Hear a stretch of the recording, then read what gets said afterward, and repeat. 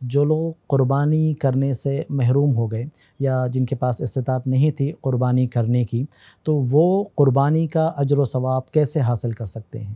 اس سلسلے میں محدثین نے باب بھی باندھا اور حدیث کے بھی الفاظ ہیں کہ جو آدمی قربانی نہ کر سکے تو ان کے لیے کچھ ہدایات دی گئی ہیں۔ تأخذ من شعرک، کہ آدمی بال کاٹے، حلق کرنا، سر منڈوانا ضروری نہیں ہے، من شعرک آپ کچھ بال کاٹ سکتے ہیں، کم کر سکتے ہیں، اور وتقلم اظفارک ناخن بھی آپ تراش لیں، یعنی 10 ذی الحج کو نماز سے فارغ ہونے کے بعد میں۔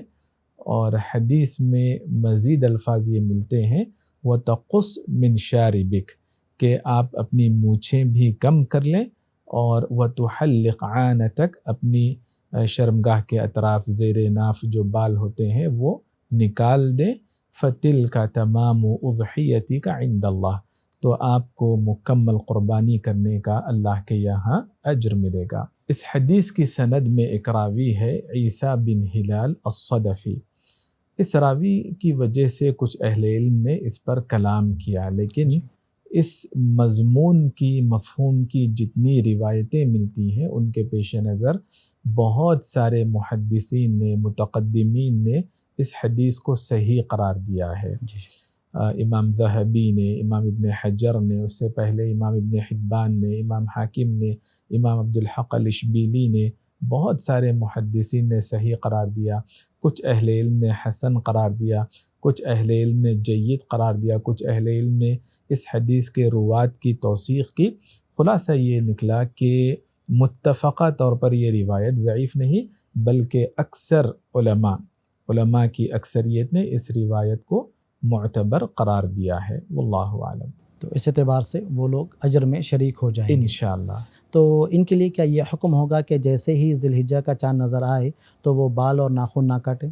محدثین نے جب اس حدیث کی شرح کی تو انہوں نے ذی الحج کا چاند نظر آنے سے عید کی نماز پڑھنے تک یہ پابندی انہوں نے ذکر نہیں کی۔